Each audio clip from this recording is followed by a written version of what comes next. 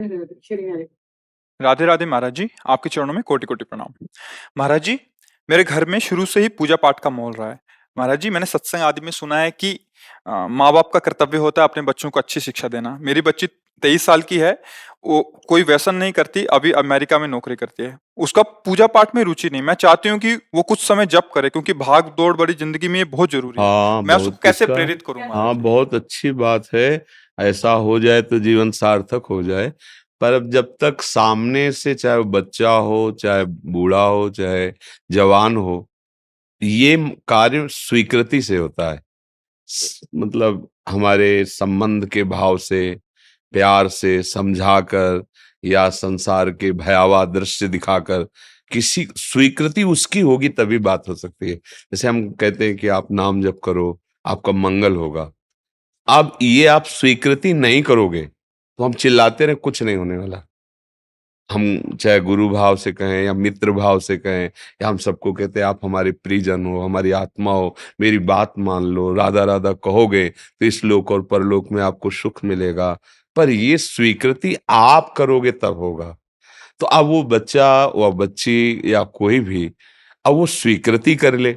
जैसे मानो हम उसको ये बात बताए कि देखो, अगर मुझे माँ मानती हो तो मेरे प्राण हो, मेरी आत्मा हो, मेरी बात मानकर तुम 10 मिनट नाम जप कर लिया करो। और वो ये बात स्वीकार कर ले कि 10 मिनट में, तो फिर बात बननी शुरू हो जाए। उसमें कोई जादू टोना नहीं किया जा सकता। ये स्वीकृति का है। देखो, ये सब बाहरी बातें हैं। ये परमार्थ नाटक नहीं है, ये सत्य वस्तु है। और इसकी स्वीकृति से होता है। जैसे कई लोग कहते हैं कि हमारा परिवर्तन हो गया, हम आपको धन्यवाद देने आए हैं। गलत। धन्यवाद आपका कि आपने मेरी बात स्वीकार कर ली। अगर स्वीकार ना करते और फिर हम परिवर्तन करके दिखा दे तो धन्यवाद माने हम। कोई नहीं कर सकता।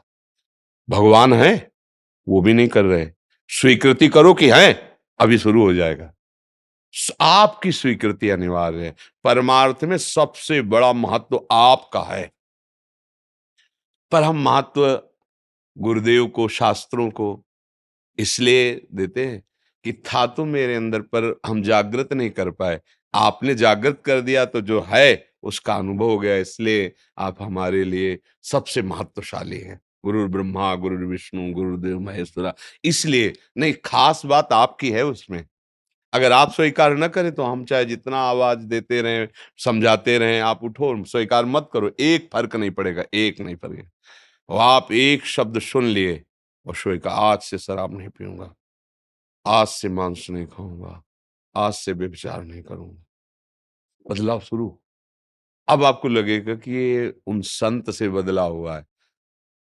नहीं, आपसे हुआ है। आपने स्वीकृति की तो आपका बदलाव हो गया। अगर आप स्वीकृति ना करते तो बोले स्वीकृति पहले भी तो हम कर सकते थे, क्यों नहीं किए? हाँ, ये महिमा है। साधु समागम की ये महिमा है कि उनके प्रभाव से हमारे अंदर स्वीकृति जागृत हो जाती है। जो असत स्वीकृतियां हैं वो मिटने लगती हैं। और इसीलिए साधु समागम की महिमा है। पर साधु समागम की महिमा तभी जागृत हुई जब आपकी स्वीकृति हो गई। तो इसलिए कोई भी संबंध के दबाव से, प्यार से, भय दिखा करके हमें कुछ क्षण, अगर जैसे अब छोटा बच्चा है तो वो तुम्हें जो टॉफी पसंद वो ला के देंगे, जो कहोगे। 10 मिनट तुम्हें राधा राधा कीर्तन करना है, हम तुम्हारे लिए बाल भोग बना रहे हैं, जो कहोगे पोहा बना देंगे, पर ठाकुर जी के सामने बैठो, 10 मिनट बोलो राधा राधा राधा, हमें सुनाई देते रहना चाहिए। और आप रोज अभ्यास करो, तो जब वो बड़ा होगा ना, तब वो कि मेरे माँ बाप ने पहले ही ये संस्कार डाल दिए थे, अब तो 1 घंटा करने लगे, पहले तो 10 मिनट करते थे। ऐसे बढ़ जाएगा। प्यार से, दुलार से अगर हम अपने बच्चों को अच्छे संस्कार दे पावे भागवती, तो हमारा माता पिता होना सार्थक हो जाएगा। प्रेम से बोलिए श्री राधे राधे। श्री राधा वल्लभ जयती। परम पूज्य गुरु और महादेव महाराज जी की जय। राधे राधे भक्तजनों।